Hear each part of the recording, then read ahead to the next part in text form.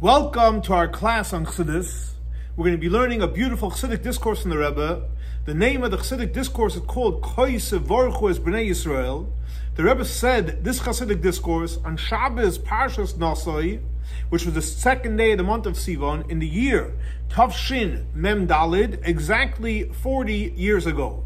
So again, the Chassidic discourse is based on the verse in the Torah portion this week where it says, Tevרכו es Bnei Yisrael, where Hashem is commanding the priests to bless the Jewish people, and he should tell them, Omer lahem, Yivarechecha Hashem, God is blessing you. Yair Hashem, God's going to shine His light upon you. Yisa Hashem, God's going to elevate you. V'samu eshmi al bnei Yisrael, I'm going to put my name on the Jewish people. V'ani avarachem, and I, Hashem, I'm going to bless them. Now this verse and this idea, there's many Chassidic discourses from the different Chabad Rebbeim on it, but the Rebbe says we find many of them on this verse and in this concept, specifically from the Rebbe Marash, the fourth Chabad Rebbe, the Rebbe said, when the Rebbe said this Chassidic discourse 40 years ago, it was 150 years of his birthday. So now it would be 190 years from his birthday, and 150 at that time is 3 times 50, and we know 50 is the Jubilee year. In other words, so that the ideas of the Rebbe Marash came into this world already 3 times in the idea of Jubilee.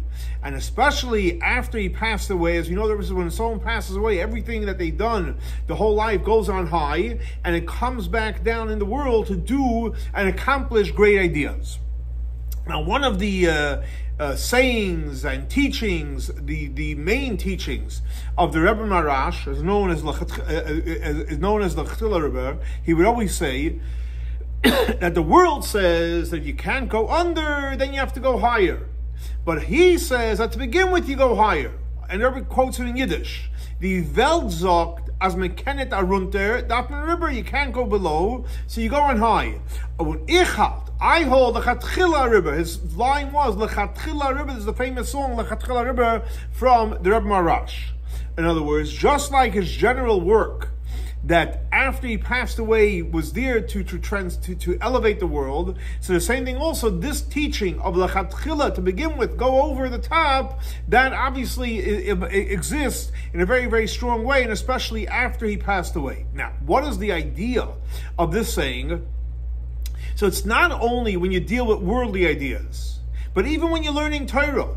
And on the contrary, there it says, since we know that the expression is always Kuchabrichu istakel be'iraisu bar alma, that Hashem looked in the Torah and He used the Torah to create the world. So obviously, everything that exists in the world is sourced in the Torah. So obviously, the idea of Lechatchila Rebbe, to begin with, go over the top, it's obviously also in the Torah. But there is 1 second, we have to understand. In worldly ideas, we can understand why you're saying go over the top. Like the famous teaching in the Talmud, it says when a person prays, don't pray to a human being, pray to the one that the wealth belongs to. So we understand why you want to go to the top. Why go to the middleman if you can go to the source? But when it comes to learning Torah, we know it says clearly, Yagatum Mitzosatamin, that you have to put in the effort, and if you don't put in the effort, then you're not going to succeed. And the one that puts in the effort and he was successful, that's the one you believe. So in other words, what do you see? That when it comes to learning Torah, you have to put the effort in. So what's this whole idea of the Lechatchila Rebbe? Sit down, you're going to want to learn Talmud or Mishnah or Kabbalah, and say, okay, over the top. What do you mean? Sit and learn, you got to sweat it out. So what does it mean, Lechatchila Rebbe, when it comes to learning Torah? So the Rebbe explains that the truth is, even when it comes to learning, you have to learn in a way of Lechatchila Rebbe, off the charts. Jump to the top. And that's the lesson, that's the message. That not only it has to be a river over, and those besides, but it has to be Lechatchila Rebbe. You have to start off over the top. You don't start off, okay, I don't understand. Oh, I get it. It's amazing. Let's get it. Let's go deeper. You start off Lechatchila Rebbe. And after you reach the completion of this idea where you're over the top and you are successful, it's not only a test that we want to test you to work in this way, but this is the way you operate. And this is, you operate Lechatchila Rebbe, you operate over the top. And even though the whole world says that if you can't go, it's not working out to the struggle, then go over the top. or like Rebbe says it again in Yiddish, it's mekenish arunta dafen river. But what does the Rebbe Marash tell us? He tells us to begin with. It's not plan B. Plan A. Plan A is over the top. And since the Rebbe Marash was a leader of the Jewish people, so it applies to all the Jewish people, and not only his generation and future generations. So if that's the case, I mean, you have to start over the top. And after you're over the top, then you put in the effort. And even in the next level, you have the promise, you're gantu matzasa, that you're gonna put in effort and you're gonna find much greater than you're finding. Okay, so just to recap. So we learned so far is that on this verse of all the blessings, Rebbe brings a teaching for the Rebbe Marash, and by introduction he says the Rebbe Marash taught us everything is over the top. So if everything's over the top, so that's in the world we understand. How does it work with Torah? And the Rebbe says no, even with Torah you have to go over the top. And once you go over the top, then you put in the effort, and then obviously you find tremendous gifts. Now, in these Hasidic discourses from the Rebbe Marash, who taught us his powerful teachings, the Rebbe Marash points out, and he says, one second. It says, Yivrech Hashem, God shall bless you, v'yishmerech, and he shall watch you. What does it mean he shall watch you? So Rashi brings from the Sifri, that what does he shall watch you? He shall watch you from the demons, mazikim, from the demons. So it says, one second. What is the connection? Hashem is going to bless you, and he has to watch you from the demons? If there's demons, it's before the blessing as well. Here it comes out, Hashem is going to bless you, and now all of a sudden you have demons, and he has to watch you from the demons. If he has to watch you from the demons, what does it do with Yurecha Hashem Yishmerecha? Here it's like making a connection. Hashem is blessing you, and all of a sudden he's blessing you, and now you have to watch you from demons. The Rebbe says he'd like to add, this is what he says, that from the demons we have to understand, because the fact is, the Torah talks about reality on the ground. And the rabbis always talk about reality. Now the fact is, demons, the Talmud says clearly, in a place where people are living, there's no demons there. Demons are only when you go down to the cellar, when you go down to a secluded area. But in a civilized area, there's no demons. So what does it mean that Hashem's watching the demons when in a civilized area there's no demons? Okay. Also, the Rabbi Rash points out, what the verse continues on to say, V'samu Shmi al b'nei Yisrael, I'm going to put my name on the Jewish people, V'ani amarachem, I'm going to bless them. So there's a famous argument in the Talmud that says as follows.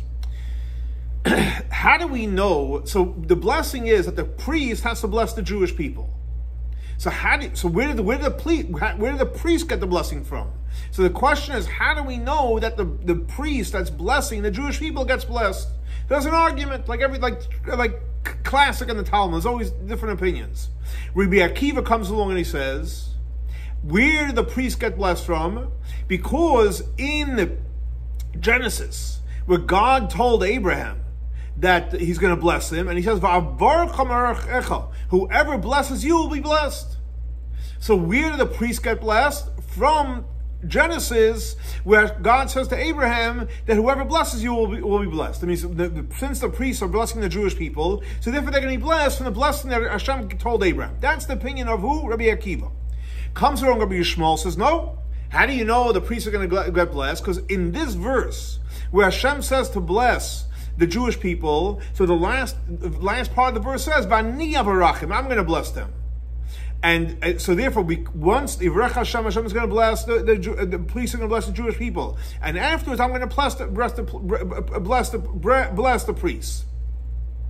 And it says in the Talmud that according to Rabbi Yishmael, I'll say it in Hebrew, I'll translate it, Kahana Messiah Kahana, that the priest helped the priest.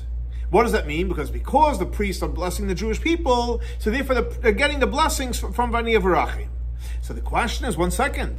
The fact is, even according to Rabbi Akiva, they're also getting blessed because they bless the Jewish people. The only difference is Rabbi Akiva learns it out from Genesis where it says Avarchim Erechecha, and Yisrael learns it out from over here where it says V'ani avarachim. So what's technically a difference? And the answer is that according to Rabbi Akiva, the priest bless the Jewish people from this blessing. Where did they get blessed from? From a different blessing, from the one that God told Abraham. According to Rabbi Yishmael, the priest blessed the Jewish people, and from that same blessing they get blessed with. In other words, Bahadei Bracha Yisrael, the same blessing as the Jewish people. Rabbi says, one second.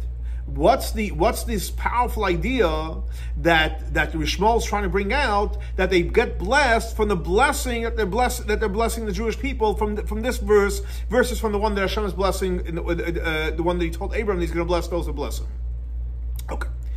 So, in order to understand all these ideas, Rebbe is going to give an introduction, and we're going to go into the difference between blessings and prayer.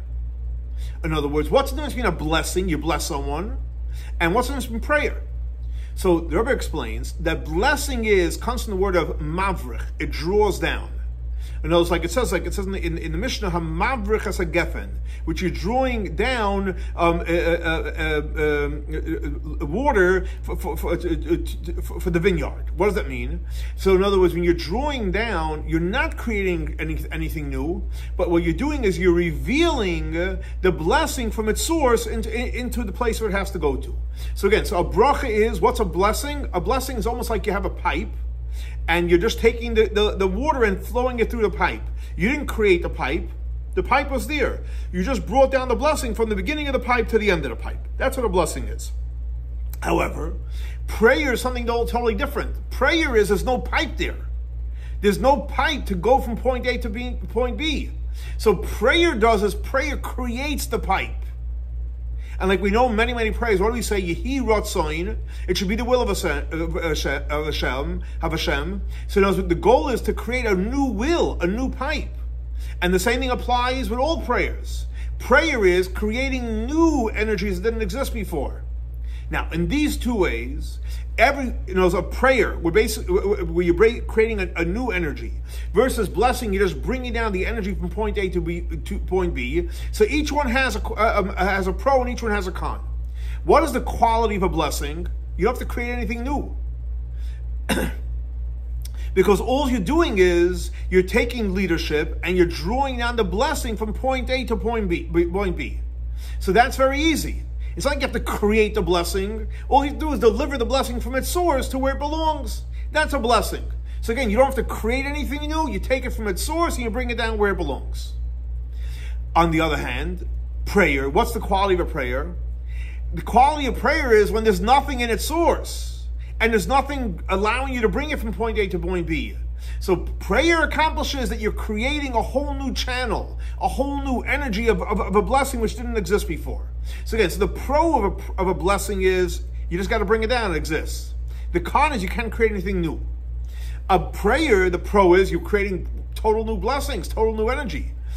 And the con is it's not there. You have to work hard to create it. Now, so based on this explanation, the difference between blessing and prayer, we're going to understand something which is very, very difficult to understand when the interaction between Yaakov and his son Yosef, when Yosef brought his children, Menashe and Ephraim, that Yaakov should bless them. So what does it say in the Torah? That Menashe is the older one, Ephraim is the younger one. So Yosef brings his two children to Yaakov, the grandfather, to bless them. What does Yaakov do? He puts his right hand on Ephraim, the younger one, and his left hand on Menashe, the older one. And Yosef says, 1 second, Dad, Menashe is the older one. Put the right hand on Menashe. And his father didn't want to do it. He says, that's true, he's the older one. However, the younger one, Ephraim, is going to be much greater than him, and he's going to be much more successful, and that's why he put the right hand on Ephraim and the left on Menashe. Shabbat says, 1 second. Yosef HaTzadik was asking his father to bless his children. So guess what? I'm not asking to predict the future. I'm asking to bless them. So you're telling me that Ephraim is going to be greater. Bless Menashe. He should be greater. He's the older one. And Ephraim will get his blessing. But why don't you bless Menashe? He should be the greater one. So that's the question on Yaakov. Why didn't Yaakov do that? On the other hand, if you're going to say that Yaakov couldn't bless Menashe with a greater blessing, so what was Yosef's question? And in fact, as we know, that Yosef was a tzaddik. He knew the future. And he knew that Ephraim was going to be greater than him. And especially like it says in the Torah, Eila told us Yaakov Yosef, that Yosef was connected to Yaakov in a very, very deep way. And matter of fact, Yaakov gave him all the Torah and all the teachings that he knew. So therefore he knew that Ephraim was going to be greater than Manasseh. So what was Yosef's question even to Yaakov? So it says, based on what we learned before, now we're going to understand it beautifully. The reason why Yaakov could not bless Manasseh more than was in store for him, and therefore Manasseh was only able to receive the smaller blessing. And Yaakov saw that Ephraim has the greater blessing, so therefore all Yaakov was doing, he's like a deliverer boy. He was bringing Ephraim's big blessing down to Ephraim, and Manasseh's small blessing to Manasseh. What can he do? That's what was in store for the blessing. But Yosef came along and he says, Yaakov, I know, yes, correct. Manasseh has a smaller blessing and Ephraim has the bigger blessing, and that's why he's going to be greater. But I'm asking you to pray for them. In other words, I'm asking you to pray because the fact is we know prayer in Kabbalah is called halas man, feminine water, and therefore Yosef was trying to accomplish that Yaakov should pray that Manasseh should be the older one, and through prayer he could have accomplished something very, very big. So nevertheless, Yaakov tells him, but I hear you. You want me to pray, but the fact is, guess what? The Ephraim is going to be the greater one. But you could change it through prayer. Because the fact is that Yaakov was in the zone of blessings. He wasn't there praying. He was in the zone of blessings. He wasn't in the zone of prayer. So because he was in the zone of blessings, he was right now, he was there to give blessings in the source. Ephraim had the bigger blessing, and that's why he put the right hand on Ephraim, and Manasseh the small one, that's why he put the left one. Could he in theory change it through prayer? Possibly. But the point is he was not in the zone of prayer at that time. He was in the zone of blessings. Now, based on this, that we'll understand the power of the priestly blessings. Because the priestly blessings has both qualities. It has the quality of blessing, and it has the quality of prayer. Which means, again, blessing means you have to create it, it's coming from its source. And prayer means you can create something new. In other words, even though it's a blessing, birchas kohanim, and you don't need to do anything new to come to create something. But guess what? The priestly blessing comes from even a higher source than the regular blessing, and it even comes higher than prayer. Higher than all the levels of the way things come down to the world. So again, there's blessing, there's prayer with the two qualities. The priestly blessings is even higher than both. That means you have ready-made blessings from a higher source, and you can bring down the greatest blessings to the world. And that's why it says, Tevrekho Hashem, Yud Kei Vav Kei, that Yud Kei Vav Kei should bless. In other words, the blessing should come down from where? From Yud Kei Vav Kei, which is higher than all the levels of the way things flow down in the world. And that's why the verse continues on to say, Yisa Hashem Panav Elecha. Yud Kei Vav Kei should shine his face upon you. And this is like where it says that Hashem basically shows favoritism to the Jewish people. And why? Because it's above levels above any level. And also it comes from the expression of Nasai Reish, to elevate the head. When you elevate it higher, because you elevate the person that's receiving the blessing to higher from any level of the way things flow down from all the levels of the world. And that's why the verse says, Emor lehem, tell them. In other words, that God is making the priests emissaries to bless the Jewish people. And like literally, what is the priestly blessings? That the priests are blessing the Jewish people as a shliach, as an emissary of Hashem. And because of this, it's irrelevant what level the priest is. And the priest is just a delivery boy. And unless he obviously has a certain part that disqualifies himself to give the blessing. But any level, whatever he's holding spiritually, mentally, emotionally, physically, whatever the priest is holding, he can give the blessing. And that's why the blessing is specifically in Lashon HaKodesh, in the holy tongue, because he's only a delivery boy. He's only delivering the blessing from the highest, higher than prayer down to the reality. And this blessing comes from off the charts. And in here you have many, many levels. In other words, the literal mitzvah is, like it says in the Rambam, the Alter writes in Shulchan Aruch, to bless the Jewish people, matter of fact, every single day. But obviously you can't compare a blessing during the week to a blessing on Shabbat, and a blessing on Yom Tov, and higher than that, a blessing which took place in the temple, and even higher than that, when they would actually say Hashem's name. Okay, so just to recap. So what do we see from here? That the blessing of Birchas Kohanim is a blessing, means it's guaranteed, It's a prayer which you can create something new, and it comes even from higher than blessing and prayer, and that's why the blessings are so powerful.